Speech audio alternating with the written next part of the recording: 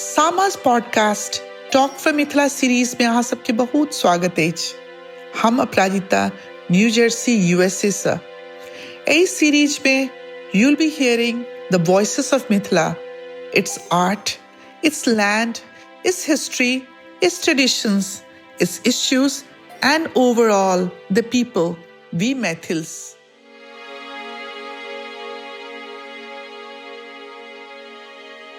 नमस्कार, हम अपराजिता झा सलहेस यूएसए के प्लेटफॉर्म पर श्रोता दर्शक सबके बहुत बहुत अभिवादन करै छी, स्वागत अछि।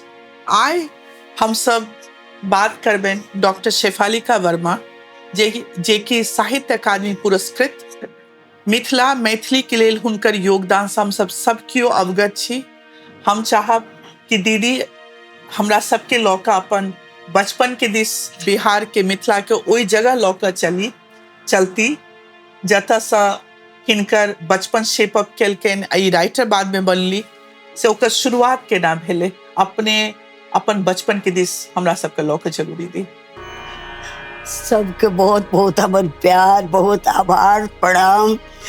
नीक लागि रहल यऽ अपराजिता, अहाँ आयल छी हमरा लग, बहुत नीक लागि रहल यऽ।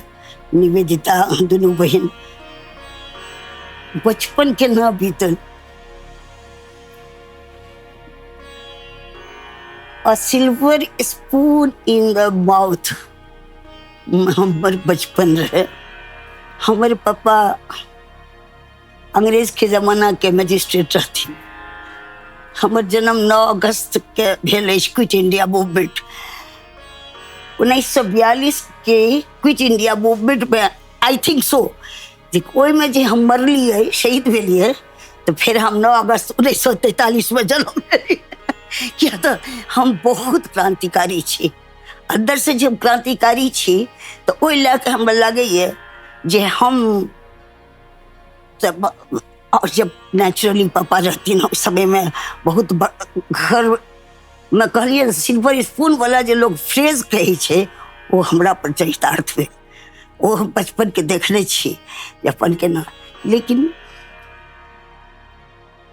अब आइ हम अहाँ सबक सोझामे छी। एकटा बात कहि दै छी पहिले, आइ सोझामे छी, ताहिमे सिर्फ और सिर्फ 2टा पुरुष के वर्चस्व रहल जे हम आइ एहिठाम छी।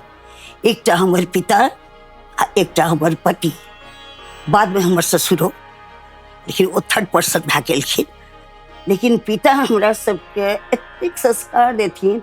बच्चे से हम स्काउट बहुत चीज में हमरा सबके पा देने रहथिन। माउंट कार्मेल स्कूल में रही, सब चीज में रही पूरा। हमर दोस्त एकोटा नहीं, हमर दोस्त किताब। बचपने से पापा के छोट सनक लाइब्रेरी रहे, जेमें कि शरदचंद्र, बंकिम चंद्र, आगे तगे सब किताब भरल रहते रहे छोट सनक रूम में। हम चुपचाप स्कूल से आबिए आ खा के क्या करूँ, बैसिए न खेले ले जाइए न कत्तो ने।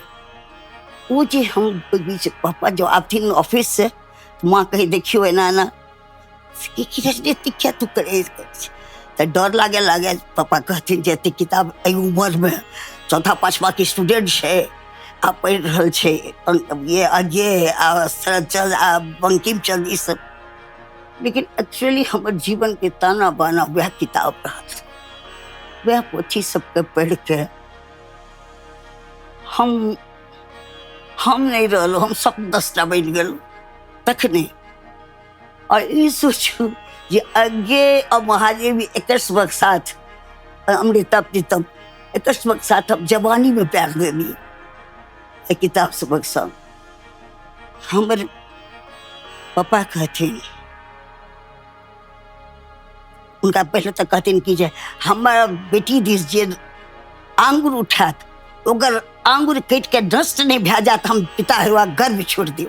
पापा हमर कहथिन कुछ नहीं, हाथी चले बाजार, कुत्ता भूखे हजार, ककरो से डर नहीं, तू निर्भीक भे के चल, और तोरा मन में पाप नहीं छो, तोरा मन में छल प्रपंच नहीं छो, डर ककरा से। ई सब बात से हमर व्यक्तित्व बनल अछि, एहि सब बात से हमर अंतर्मन बनल अछि।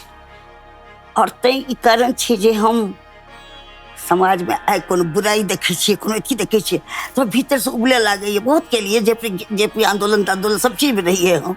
आब तो आबो एक मन ये जब देखे छियै तो ये हम इएह छै बेटा जे हमर बचपन बहुत सुख से बहुत नीक से जी जी, ऐसा लग रहा है जतेक सुनलो दीदी अपने के कि बचपन में परवरिश जे फाउंडेशन हुई छे से एकदम बहुत क्रिटिकल हुई छे। स्पेशली जे फादर के रोल अपने कहलिए घर में अपने के इंस्टिल कैल गेल कि अहाँ बेबाक रही, अहाँ में जतेक संवेदना छले सबके अपने कविता के थ्रू अपन रचना के थ्रू अभिव्यक्त करे के अपने के आजादी घरे से प्राप्त भेल। बाद में जाकर अपने के पतिदेव सेहो सहयोग केलक। हमर माँ जे रहे हम आज तक हमर घर कहियो हम माँ पापा का असकर नहीं देखलिए, आज तक नहीं। आप तो नहीं छथिन किया तो हमारा घर में फुआ सब भरल, फुआ के बाल बच्चा भरल, मामा सब भरल सब।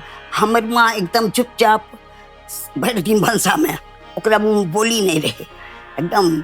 और उ जे छे हमर बुआ सब कुछ आप सोचे छे ना, बुआ सब कुछ कुछ कहे नहीं, पीछी माँ सब कुछ जे है अहाँ के बेटा बेटी एकोटा पढ़ल कुछ ते माँ कुछ नहीं जवाब दे, मुस्कुरा कहियो माँ जवाब नहीं दिलके। ओइसे हम सब सिखलिए जे हमरा सबके कोई कुछ बाजे जवाब नहीं देने छै। हम सब बहन, हम 7 बहन 3 भाई छिए, सबसे जेठ हम छिए। 7 बहन शेफालिका, दीपमालिका, मधुलिका, मृणालिका, चैनिका, सारिका, निहारिका। और 3 बहन के बाद भाई भेले वो डॉक्टर छे, एकटा आईएएस अफसर रहे और एकटा एखन कनाडा में छे। त एहिना जे छे से हमर सबके नामो पापा रखल कि पापा अपने साहित्यकार रहथिन, अपने साहित्य बहुत, लेकिन हिंदी के मैथिली के लिए वही हिंदी के साहित्यकार रहते ना। बहुत किताब लिखलखिन हिंदी में, लेकिन की कही छे दीदी अपने के सबटा सुनलो, भाव पूरा व्यक्त के लिए अहाँ कतेक प्रेम पूर्ण शुरुआत अछि पिताजी से लऽ कऽ पतिदेव तक के अपने जर्नी कहलिए, किस जीवन में अपने सब बेबाक रूपे लिखने छिए।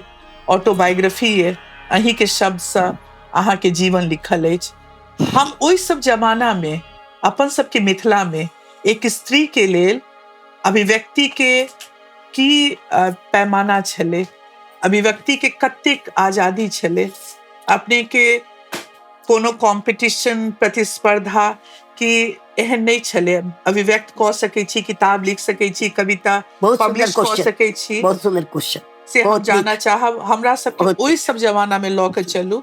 हमरा जब ब्याह भेल ऐठा तो पापा लग हमरा सब रही। अच्छा पापा हमरा सब कहती, हमरा सब कजन वर्ड नहीं जानते रहिए, कहती सबटा सगा भाई बहन छी। कजन तो हम सब बिगिनर्स ग्रामर में पढ़लिए, ककरो कहिए नहीं सकैत रहिए कि पितियोत भाई छथिन, मम्मियोत भाई। पितियोत मम्मियोत सब अपन छियो, अपन भाई छथिन, ई कही में की लागै छै बस। हम सब अपन भाई कहियो नहीं, अपन बाल बच्चा के सेहो हम सिखेलहुँ सबटा के ई सब चीज। तकर बाद जाके से की कहै छै हमर बियाह जब भेल तऽ बहुत कहलक रूढ़िवादी परिवार। जहिया से कॉन्स्टिट्यूशन बनले तहिया से हमर ससुर टिल द डेथ 82 मुखिया रहलखिन। और अपना अथी के तकर बाद बीडीसी के अथी भेलखिन, मुखिया रहलखिन सब। अपनो कविता बहुत अच्छा करथिन, दोहा कवित बाबूजी हमरा सब तो कुछ न। बाबू ससुर के तो जाइत आबैत हमरा सबके गोड़ नहीं लागे दैत रहथिन माँ। हमार ब्याह जे भेले हम संयुक्त परिवार में 3टा ससुर 4टा सास, एक ससुर के 2 ब्याह भेले जिनका बाल बच्चा नहीं रहे। और नहीं कह सकै छी ओकरा हवेली कहल जाते, बड़का 4 दीवारी, ये एते ऊंचा 4 दीवारी से ओते टा के हवेली घेरल और एते टा के घोख हमरा सबके। माँ पापा सब कह देलखिन रहे पप्पा जाइ छै बेटा ककरो उलट के जवाब नहीं दिया, एकटा बात कह दै छियै जे तोरा ओइठाम तोहर नैहर के लोग बड़ उकटता फुकटता, 10टा बात कहता, मजाक करता, तू कहियो से फिर के जवाब नहीं दियक, दिल पर लगाबियक। सासुर में ई सब होइ छै नोक झोंक, भए सकै छै भाइयो बाप पर बात कह दिया तो तू जवाब नहीं दियक। ई सब उम्र रहे, हमरा सब कोनो नीक बात के खोइछा में बांध के रखैत रहिए ई चीज छियै। तो खैर खेले मेकअप तो ससुर सबके लिए जाइए पटना, आप ये नहीं बाबूजी सबके गोड़ लागे देथिन। तो एक बेर हम कहलिए माँ के, माँ बाबूजी सबके, माँ अच्छा पहलू बेर तो माँ से बातें नहीं करती रही, ननद के कहिए, माँ जब कुछ पूछतीन तो ननद के जवाब दिए मुँह घूर के। खाना खाए ले बैठिए तो एक कर गेले घोक के नीचा, दू कर गेले घोक के नीचा, ई सब सबटा डियर सब सबटा मिल के सब कोई अपना चिढ़ावे बन में हम घोक उठा के बहुत बहुत शुक्रिया अदा के लिए। मैंने आए बुझे छे कि हमरा भीतर में कोनो बात के दुखो होए, कोनो बात में एकर माय ते ना, एकर बाप ते ना, एकर ई तो भे सब मजाक करे, ओती नने सब रहथिन, बाप रे बाप आ सबटा मजाक करथिन। तब जाके सके कहे छे लेकिन हमरा कनिटा दुखो भे जाए, पापा के बात याद पड़ जाए, दुखो हुए कहे जे भगवान ई के घोक बनेलक, बड़का काज केलक। जे मन में दुखो होइए को भाव एक्सप्रेशन हमर कोई नहीं देखे। खैर लेकिन वही ठां से हमर जिंदगी में बदलाव आयल। हिनका सबके बड़का एक गोदाम घर रहे, कहियो काल कोई गोदाम घर में हमरा नने सब ले चलू लेटे ले आराम कर भाभी, चलो चलो जाइए गोदाम घर। अपराजिता वही ठां जे हम देखलिए औरत सब छोड़ो वेथी सबके बोरा सबके बोरा में जाकर ठेक रहे, कोठी रहे की रहे, उहे जांकल देखलिए अनाज के। हमरा लगल जो माँ सब जतेक बढ़िया सब छथिन आ एना अनाज जुका जाकल छथिन। ए पूर्णिमा से ए पूर्णिमा एक सौस, ए पूर्णिमा से ए पूर्णिमा एक सौस भंसा करथिन, चिनवार पर कोई नहीं चिट सकते रहे दोसर आदमी। ए पूर्णिमा 300 सौस के पार लगल, बड़की सौस मालकिनी। देखिए इतने एक दिन माँ गाबित रहथिन गीत, यहाँ बदला वफा का। हमें इतने लगल के गाबि रहल छै अनार में डिबिया में सब देखे लगलिए एहन सुंदर गीत।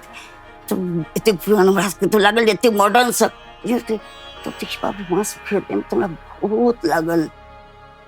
तकर बाद हम जे छै अच्छा लिखित रहिए बच्चे से, चंदा मामा अब अथी में बालक में तब हरदम छपैत रहिए बच्ची वाला। और तकर बाद एक एहन समय एले जे कविता दिलिए का चंदा मामा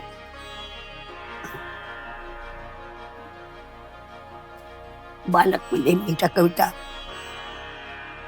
तो लौट के ले यह जीवन ही है भूल, आशा है पर आशा आती है जब दिन है प्रतिकूल। या बेटा ले दिया थी आप नहीं आ रही है, लौट के ले कहके नहीं आपके जीवन ये कविता आपके बच्चों के लायक नहीं रही।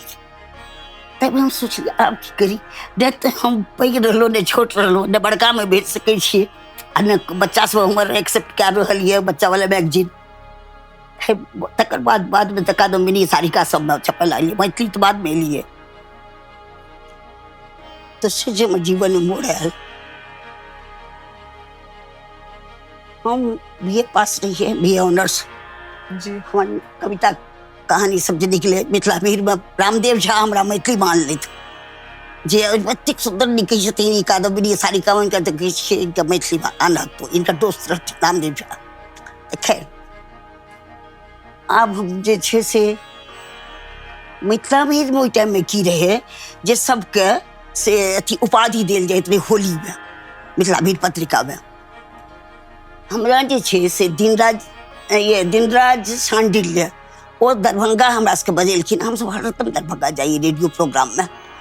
तो की कहे छे वो बजेलखिन हमरा मानद डॉक्टर के उपाधि के वास्ते मायरन में सब रहथिन अच्छा बड़का प्रोग्राम चलखिन पे इसको भे ठीक छे। दिनराज शांडिल देलखिन बहुत खुश भे गेलौं, बीए पास छी मानद उपाधि के बाद नहीं बुझैत रहिए डॉक्टर तो लगाले भे गेलै। वो मिथिला वीर में ओइ बेर होली में उपाधि पड़ले हमरा दिनराजी डॉक्टर दिनराज शांडिल के नाम। बाप रे हम जे कान लिए क्या करी छी की भेलै देखियो मेहनत। हाँ तो ठीक है तो छे हाँ क्या डॉक्टर क्या के दिखा दियो डॉक्टर बन हम कर गए में हम एमए पास रहे छिए तो अहाँ कहे छी पीएचडी करे ले तो एमए पास करू अहाँ कर काज एमए पास करू। बाबा जानती हो 18 साल के बाद हम एमए का एग्जाम दिए। हमरा ई रही न जे हिंदी हमर मुट्ठी में रहे, हमर बच्चे से हमर लिखल हिंदी के कोई कट नहीं सकते रहे। 18 साल बाद हम दरभंगा से नहीं देव, हमरा सब चीज नहीं है, कवि सम्मेलन सब में जा लगलो हैं। तब अंत में जाके से भागलपुर यूनिवर्सिटी चुनलो, जे चलो भाई उठा छे हमर मैसूर एक रहथिन ओइठा, तो उनके ओते लाख उनकर बेटा से एमए में रहथिन। ओइठा से जब पहले दिन परीक्षा दिलिए तो एना हम जो इन्विजिलेटर रहथिन उनका हम कहलिए कि जे कि अहिना सोचते रही जी हाँ देवनागरी लिपि होगी ना, लिपि जो रहे देवनागरी। कहते हाँ, कहाँ से चले आते हैं परीक्षा देने के लिए। वाकई कहे चल गए। बाप रे, हमारे तो दिमाग तखने खराब भै गेल जे भगवान रखे शुरुओ नहीं खिलो रहे एहन बात के कहाँ से चले आते। अब की जान प्राइवेटो में एतेक चीज होइ छै, एतेक लोग आबै छै परीक्षा दै ले।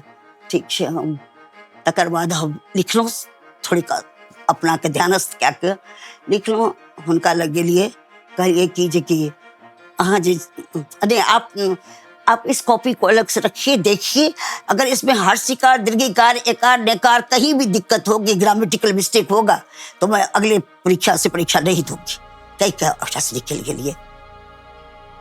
रविकांत नीरज रहे, ओकरा पता लग गेले जैसे फलिका वाला परीक्षा दे रहल छै, वो कत्ते से पूछ गेले। प्रसून लतांत रहे, रविकांत नीरज रहे, ध्रुव गुप्त रहे, ये सब हमरा कवि सम्मेलन में जा लागल लेके। रविकांत कहलके कि दीदी हमारे चाचा छथिन, वो तोहर कविता ला प्राण दै छथिन, एतेक पढ़ै छथिन कारी छथिन, तो एक बेर भेंट कए ले। हम बोले नहीं, चा परीक्षा नहीं खत्म हेतै हम ककरो से नहीं भेंट कर।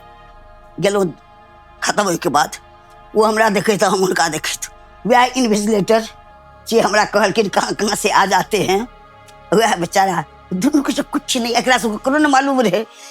जाकर हम कही कोनो बात नहीं, एहि तरह से हमर अहाँ के परिचय जीवंत रहत। बहुत नीक लागल। कहलकै कि अहाँ जब कॉपी दे केना गेलिए हमरा मन में लागे लगल कि जरूर कोई एहन लोग हेथिन तें एतेक अथी से गेलखिन हेँ। हमरा भीतर भीतर का चोटैत रह के छी खैर जे हो ई भए गेल घटना। एकर बाद हम तुरंत एमए तुरंत पीएचडी पटना यूनिवर्सिटी से एकदम कामायनी और कामायनी और उर्वशी में नारी चित्रण दुनू के हमरा देखनाइ रहे जे नारी कतेक आगू बढ़ि सकै छै कतेक। तकर बाद एकदम शॉर्टकट में कहै छियै बेटा। जी जी जी। हाँ, तकर बाद एकटा अथी शोध के लेटर एले, तो ओहिमे लिखल रहे जे 9 प्रश्न है, मैं आप पर शोध कर रहा हूँ, हिंदी में मैथिली लेकर शोध कर रहा हूँ, सो इसमें ये प्रश्नों का जवाब दीजिए। उसमें एकटा क्वेश्चन है, आपकी तुलना महादेवी वर्मा से की जाती है। महादेवी वर्मा की जीवन से हम सब परिचित हैं, आपका क्या कहना है? आप तो बैठ के हम तो अपना कोर्ट में रहती, अब हम कहने ये भगवान एक की 20टा जब सोचिए ई दिए लिखे छी ये लिखी क्या बोल फिर ही मुँह क्या लट गली। हम चुपचाप क्वेश्चन बढ़ा दिली आगू, तो कहले महादेव मामूली सनक जवाब छेकर की कहबे, हम तो लिखित रही जैसे प्रेम करती हो उसकी पत्नी हो जैसे उनके बच्चे वो मैं। लेकिन तो एकर एक लाइन मैं सोचती हूँ लोग मेरे साहित्य की तुलना महादेवी वर्मा से करते हैं ना कि मेरे जीवन की। हम सोचे भगवान हमरा किए ने ई अकिल ऐसे हम प्रश्न रहियो उत्तर रहते ना हमार बेटा। हम बहुत बहुत भगवान छथिन हमरा लोग। तो हमरा कही कि लोग सब जाइए ना तो कॉलेज जे जाइए तो हमार भाई आबे ना छोटका, तो उस समय में रिक्शा से कॉलेज जाते रहिए या बाजार जाते रहिए, तो बीच में हम बैठिए आ एक तरफ रिक्शा पर से ई बैठथिन अपना आ एक तरफ हमार भाई बैठे। अब नगर आयुक्त भए गेलिए तो सब चिन्ह लागले रहे, तो सब कोई तो से फाली कबर में जा रहा है आवाज सुनते रहिए। तखन तो एहन थोड़े नहीं सुनिए, सब कोई सुने। आ पूछबे तो के छो कत तुम्हार भाई छिए, बाप रे बाप घर आबि सब बार एक सबके याद है।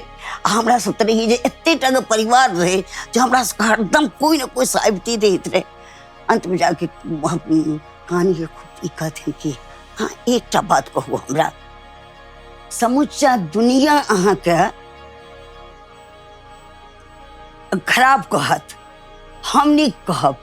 अहाँके से चाही आके सौंसे दुनिया अहाँके नीक कहत आ हम अहाँके खराब कही। बाप रे, पकड़ दिलिए फिर पाँच के, नहीं नहीं नहीं, बाप रे बाप, मरिए जाओ, अहाँ खराब कब तक। पर फिर हम तो नहीं ना कही छी, दुनिया के बाजे दियो कोई बहुत नहीं की रहते न, बाजी छी तो भीतर से ई भए जाए, दुनिया के बाजे दियो कोई आदमी वह बात नहीं बाजते जे उ छै।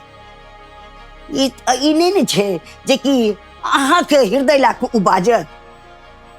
कोई जे गोड़ लागैया अहाँके तो ई नहीं जे कि अहाँ बड़का टा भए गेलिए, नहीं, उ जे गोड़ लागलक से फेक भए गेलै।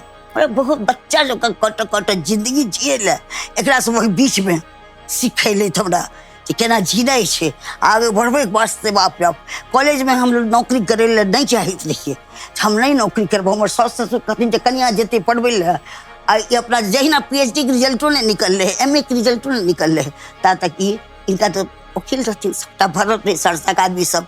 बस कॉलेज वाला के प्रिंसिपल साहब राम बहादुर सिंह सब फुसला के अपन सबटा फॉर्म तो भरा के पहले उफ हम कहीं की दस बोले कौन चीज है तो कुछ कौन चीज वास्ते। अरे कॉलेज में अपॉइंटमेंट भेले नहीं हिंदी में, बोले की धनेशित बाबू जी सब की थी वो भी लड़का कॉलेज, उसमें हमार सॉस आयल रहथिन, तुरंत तुरंत आबि जाथिन हमार सॉस।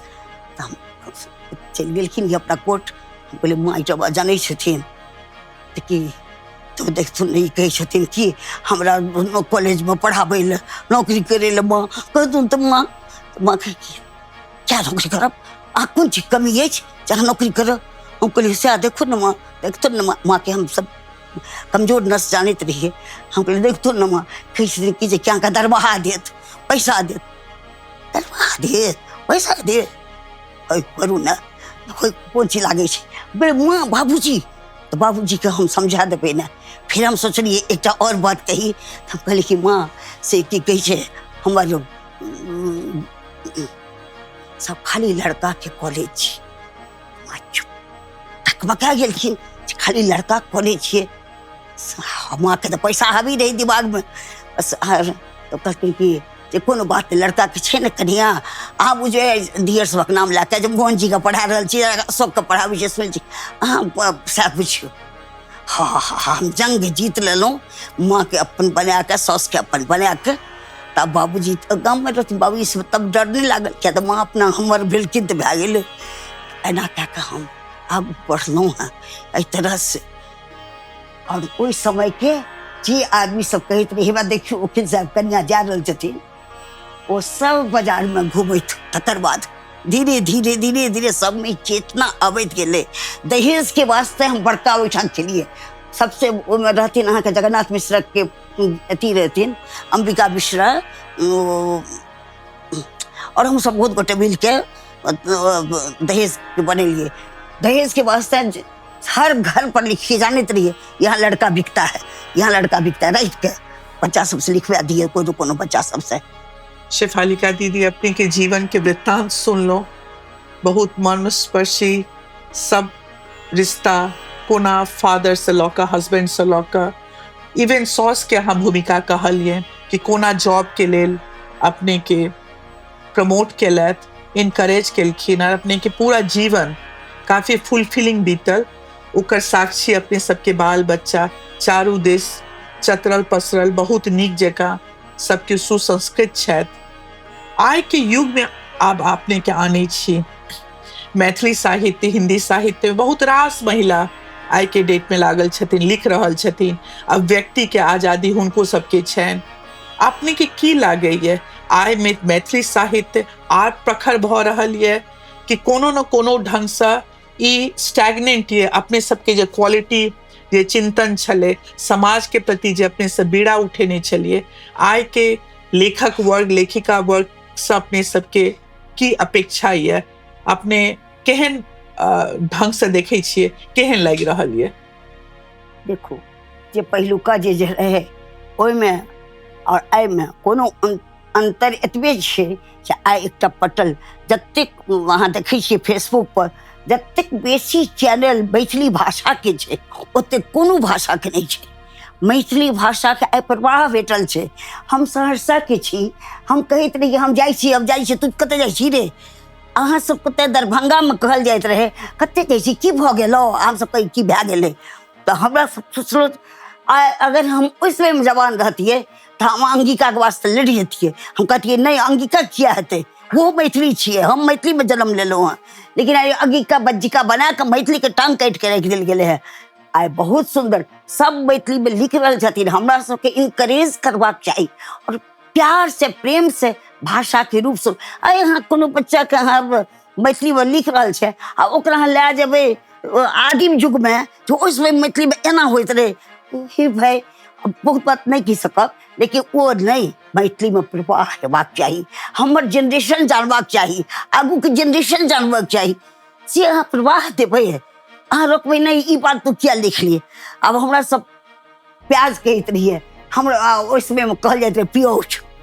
अब प्योज ठीक है, आइ कोई प्याजो लिखल के तो की भेलै, कुछो नहीं भेलै, लिखल के समय के साथ बदलबाक आदमी के, समय के साथ भाषा बदल रहल छै, समय के साथ आदमी बदल रहल छै, ओकर कार्यकलाप बदल रहल छै।